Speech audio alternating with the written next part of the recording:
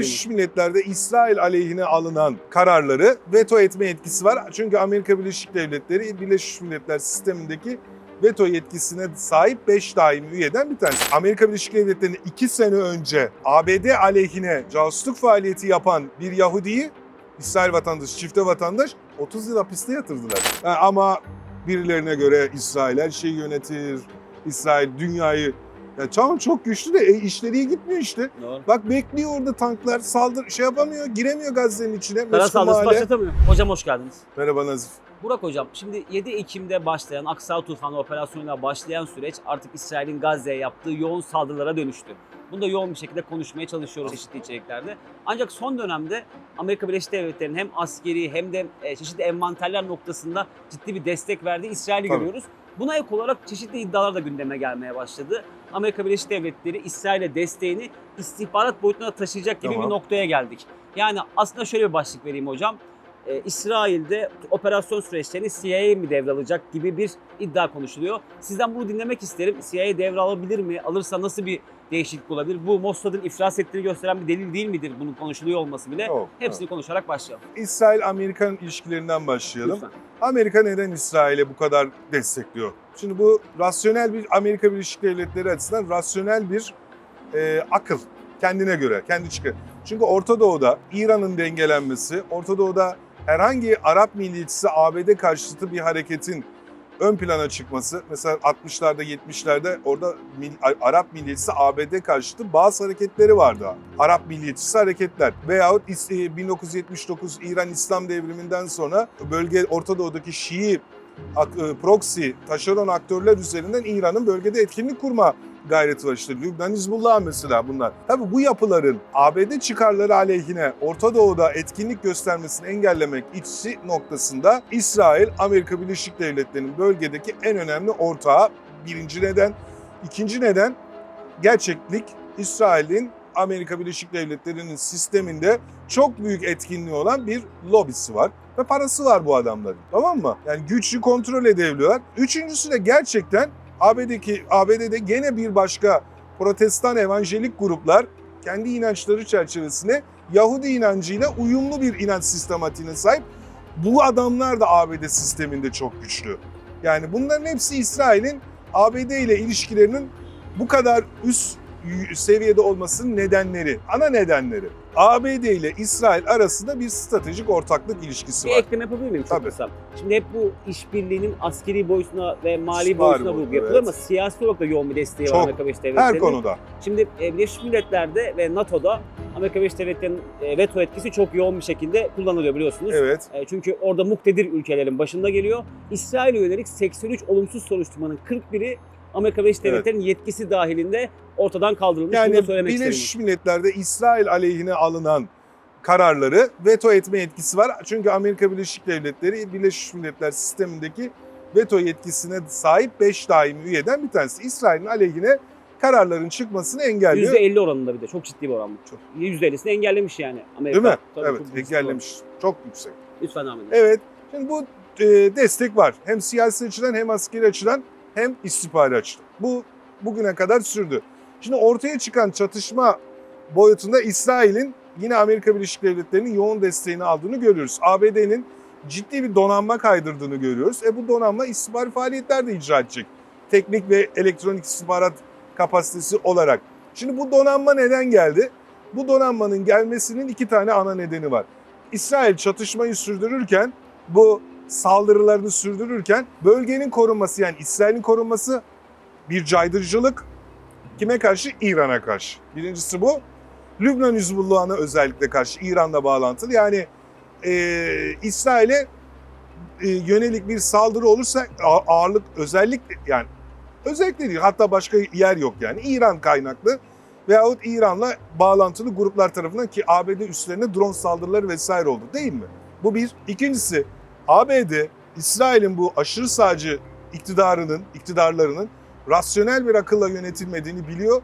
Bu rasyonel olmayan, irrasyonel adamların İran'a saldırmasını da yani istiyor. Yani İsrail, denge politikası gibi. Çünkü ABD çıkarları açısından çatışmanın Gazze'de sınırlı tutulması lazım. Neden hocam? Çatışmanın bütün Orta Doğu'ya yayılması Orta Doğu içinden çıkılmaz bir hale getirir. ABD'nin aleyhine bir durumdur. Savaşın yayılmasını istemiyor. Çatışmayı baskılamak ve sınırlı seviyede tutmaya gayret ediyor. Çünkü büyük bir savaş halinde yani Orta Doğu'ya Allah korusun yani bu da Türkiye'den bundan nasibini alacaktır. Hakeza Rusya-Ukrayna devam ediyor. Tabii Çok yani. karışık zaten her yer. Sen küresel düzeyde Rusya ile ciddi mücadele halindesin. Çin'in yükselen bir gücü var. İran tehdidi her zaman Evet masada. yani İran'ı kontrol edemiyorsun. İran önemli. Türkiye ile de siyasi, Türk-Amerikan ilişkilerinde de sorunlar var. Yani böyle bir atmosferde çatışmanın ve savaşın çok boyutlanmasını elbette ki istemeyecektir yani. Olaya böyle bakalım. Peki hocam CIA devreye girerse, şimdi buradaki tüm süreçleri devraldığını varsayalım CIA'nin. Tamam. Neleri değiştirebilir? Yani şu anda siz Aha. eski bir istihbarat meslek Evet. memuru olarak Mossad'ı çuvalladığını söylüyorsunuz. Yani bir Tabii. şeyleri yanlış yaptılar. Bu yanlışları düzeltebilecek yetkinliği var mı CIA'nin? Amerika Birleşik Devletleri'nin çok gelişmiş, sofistike NSA'in, Ulusal Güvenlik Ajansı'nın çok gelişmiş teknik istihbarat imkanları var. Uyduları var, sinyal istihbarat imkanları var, elektronik istihbarat imkanları var ve bölgede haber elemanı kaynakları var. Bunlardan gelecek her türlü bilgiyi en üst seviyede İsrail istihbaratıyla ve İsrail'le paylaşacağı bir gerçek. Ama Mossad'ın bütün yönetimini devralacak, buna hiçbir devlet izin vermez. Yani istihbarat servisinin yönetimini birilerine emanet edemezsin. İşbirliği yüksektir, olur, verecek bütün desteği ama öyle yani bütün süreci yönetecek. Bu dediğiniz Amerika yani Birleşik gerçekçi Devletleri değil. ve İsrail için de geçerli mi? Tabii Bu kadar ki. yoğun müttefikler içinde geçerli mi? Ya işte bunu koyarsın şeye. 30 yıl hani Amerika Birleşik Devletleri'nin 2 sene önce ABD aleyhine casusluk faaliyeti yapan bir Yahudi'yi, İsrail vatandaşı, çifte vatandaş 30 yıl hapiste yatırdılar. Yani İsrail ABD'ye karşı casusluk yapmıyor. Evet, ABD ona karşı öyle bir şey yok. Ben söylüyorum tamam ilişkiler çok iyi de devletler arasında Denk istihbari getirirse yapar. faaliyetlerde dost diye bir şey yok. Çıkarlar var. ABD'nin çıkarları maksimum seviyede İsrail'in desteklenmesi. Saydığım sebeplerden dolayı ve o lobilerin etkilerinden dolayı. Yahudi lobisinin ve o evanjelik lobisinin. Ama orada da söylüyorum. Bütün ABD sistemini Yahudiler mi yönetiyor? Hayır, çok güçlüler. Etki ediyorlar. Evet. Bütün ABD sistemini evanjelikler mi yönetiyor? Hayır, çok güçlüler. Etki ediyorlar kendi lehlerine. Ama tam anlamıyla yönetiyorlar mı? Ben o kadar olduğunu zannetmiyorum. Yani neticede birçok farklı grubun olduğu bir ABD sistemi var. Ama evanjelik aklı çok mu hakim ABD'nin siyasetine? Evet, kesinlikle Hakim. etkin, güçlü. Olay böyle. Amerika Birleşik Devletleri'nden aslında Alman kendisi Klaus Schweiger'in ve Uluslararası Evet. İlişkiler Analisti bir analizini Ne okudum diyor? hocam. Başta çok dikkatimi çekti. Şundan bahsediyor. Diyor ki şu an Netanyahu CIA direktörüne Mossad direktörüne güvendiğinden daha çok güveniyor olabilir diyor. Böyle bir durum aslında ya bu yardım ihtiyacı diyeyim tırnak içerisinde. Bence. Netanyahu ve Mossad arasındaki çok uyumsuzluk, çok büyük uyumsuzluktan kaynaklanıyor olabilir mi hocam? Yani ya sen başbakansın değil mi? Evet. 7 Ekim saldırısı olmuş Hamas'ın. Bunu niye öğrenemediniz diye sormaz mısın? Tabii. Soracaksın yani. Nasıl? Bunu öğrenemeyen bir istihbarat yapısı ne kadar yeterli, yetkin? Sen büyük bir harekat başlatacaksın. Adam güvenmiyor tabii yani. ABD şu anda destekleyeceğini biliyor çünkü çıkarları noktasında. Yani, oldukça olan bir şey. Zaten didişme var, siyaset var işte. İstihbaratla yani İsrail siyaset iktidarıyla güvenlik ve istihbarat yapısı arasında ne var? Kavga var. Kavga var. Sorun var. Didişme var. Örnek Netanyahu birlikleri ziyaret ettiği zaman askerlerin şarjörleri toplanıyor. Neden? Güvenmiyor. Örnek bir tane işte açıkça bir tane subay Netanyahu'yu protesto etti. Savaş halinde bir ordunun içerisinde böyle disiplinsizlik olur mu? Moraller iyi değil. Değil. İşler iyi gitmiyor. Gitmiyor. Ama birilerine göre İsrail her şeyi yönetir. İsrail dünyayı... Ya tamam çok güçlü de işleri iyi gitmiyor işte. Doğru. Bak bekliyor orada tanklar. Giremiyor Gazze'nin içine. Kara saldırısı başlatamıyor. Tamam. Başlatamıyor. Niye? Doğru. O kadar güçlüyse, muktedirse niye bekliyor? Doğru. Kastam Yani Tugay'da her meskun gün görsel paylaşıyor. Evet. Gelin bekliyoruz diyor. Labirent paylaşıyor. Meskun mahallede çatışmak o kadar kolay mı? Değil. Kayıp çok fazla. Hele Gazze'nin yapısı çok... Takas, esirler ne olacak? Tabii. Bunlar gitmiş, bunlar da öldü. Zaten ortada çok büyük eleştiri var.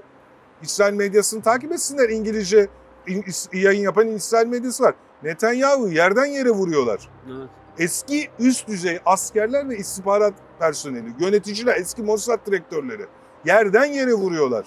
Evet. Öyle kolay değil işler. Aslında hocam Amerika Birleşik Devletleri'nin Biden'ın da İsrail'e yönelik bu istihbarat desteğini sağlama gerekçelerinden birinin de esirlerimizi kurtaramayacak bu Mossad. Evet. Biz devreye girelim Bugün yaklaşımı olduğu da okudum söyleniyor. herhalde. Yani bugün herhalde çifte vatandaşlığı Evet, doğru. olan 50'ye yakın kişinin serbest bırakılacağı söyleniyor. Geride kalan ama yine 3 haneli isimler olduğu söyleniyor. Çok ciddi sayıda. Askerler var, asker esirler var. Bir de şunu merak ediyorum Burak hocam. İstihbarat servisleri arasında eğit donat faaliyetleri ya ortak eğitimler olduğunu biliyorum. Tamam. Şimdi burada Mossad ve CIA arasında geçmişten gelen Evet, böyle tabii. bir uyum Ortak. var mıdır ve şu Tabii. anda bu süreç sıklaşmış mıdır? hocam? Ortak faaliyetler, ortak eğitim faaliyetleri, ortak operasyonlar, ortak bilgi paylaşımı yapılıyordur. Şu anda zaten ABD tüm imkanlarıyla bu çatışma sürecinin İsrail'in lehine Sonuçlanması için. vaziyet edilmesi için destek veriyordur. İstihbarat paylaşımı yapıyordur. Hocam son olarak şunu sormak istiyorum. Şimdi Netanyahu'nun başı belada. Bunu net olarak anlayabiliyoruz. Yani ülkesi bir şeylere girişti. Onu da eline yüzüne bulaştırdı. Şu an tüm dünyanın gözü önünde savaş suçları işleyen, sorunlu bir noktaya evrilmiş bir İsrail var. Bu noktada Mossad'dan memnun olmama sürecinden bahsettik. CIA'ya devreye girecek her şeyi konuştuk. Ben size son olarak şunu sormak istiyorum. Netanyahu'nun sonu hakkında ne düşünüyorsunuz? İyi bir yere gitmiyor onun için galiba. Bence çok zor iktidarda kalır. Değişir diyorsunuz. Yani ama şimdi bu savaş hali diyorum çünkü kendileri resmi olarak savaş ilan ettiler. Anayasaların 40. maddesini işlettiler. Bu çatışma ortamı, savaş hali bittikten sonra Netanyahu siyaseten ciddi hesap verecek. Zor bence. İşler iyi değil. Muhtemelen bir değişiklik söz konusu Evet. olur. Peki savaş dediğimiz bu yaşananlar uzun süre devam edecek mi sizce? Çok zor, inşallah biter de o sivil kayıplar. Keşke yani bir gönül ister ki yarı hemen bitsin. Bir saat sonra Tamam. bitsin. Zor yani, bilemiyorum, öngöremiyorum. O kadar uzun sürdürebileceğini zannetmiyorum. Savaşı uzun sürdüreceğiz lafı kayıp verecekler ya. Bunları peyderpey zamana yaymak. Kamuoyundan bir günde 50 tane İsrail askeri ölse zaten çok tepki Onu var. 5-5 duyuracak. Zamana yayma. Hocam teşekkür ediyorum. Rica ederim. Eklemek istediğim bir şey var mı? Gazeteye abone olun. Çok sağ olun.